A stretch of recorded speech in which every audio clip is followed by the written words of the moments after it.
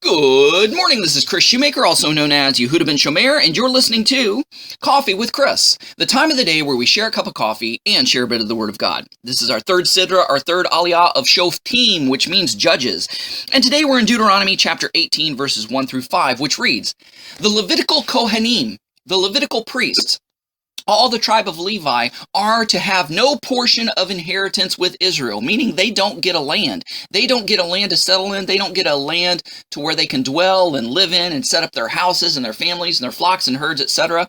But it says they are to eat the offerings made to Adonai by fire as his inheritance. So the work of the temple, of the tabernacle, is their inheritance. And in other words, when the people bring a sacrifice, they take a tenth of that sacrifice and burn that small portion upon the altar. They get to keep the rest of that sacrifice in order to feed their family and provide for their family. Verse 2, it says, they will have no inheritance among their brothers. Adonai is their inheritance, just as he had promised. So this will be the share due to the Kohanim from the people.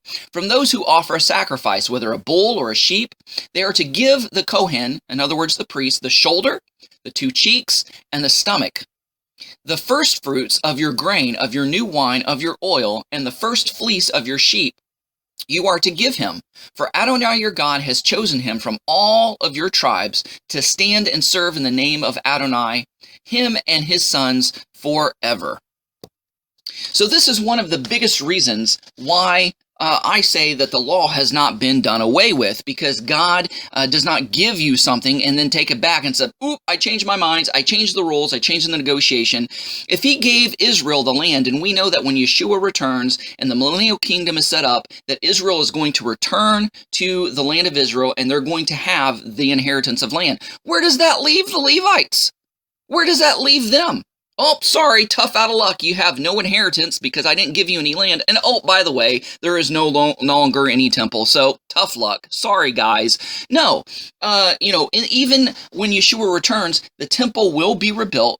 Yeshua will reside there and will rule and reign there as prophet, priest, and king. Well, you say, how can he be a priest because he's not a Levite? No, but he's a priest in the order of Melchizedek, according to Genesis and the book of Hebrews. Therefore, it is an older, more sacred, more authoritative priesthood in the Levites. He is going to supervise the Levites in their Levitical service at the temple. And you say, well, what about the sacrifices? Weren't they used to take away sin? And what does that mean for Yeshua's sacrifice? Hey, it all works out.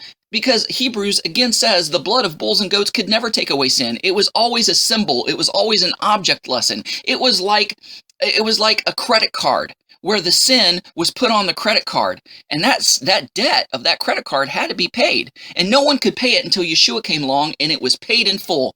So all the sacrifices before Yeshua came was a foreshadowing of the Messiah that was going to come and take away the sin. And all of the sacrifices that happened after Yeshua rose and ascended to heaven, the sacrifices still continued. Even Paul the Apostle brought sacrifices to the temple in order to complete a Nazirite vow.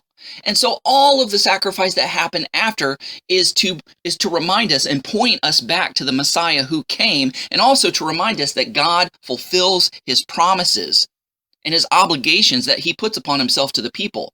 He promised that these sacrifices would be the inheritance of the Levites. And so even today, there's preparation for the temple to be rebuilt. The priesthood is in training. The furnishings and the implements have been recreated and made. They're just waiting for the go-ahead to build on the temple. They're even doing mock sacrifices during the festivals in preparation when they're going to be doing it for the real thing.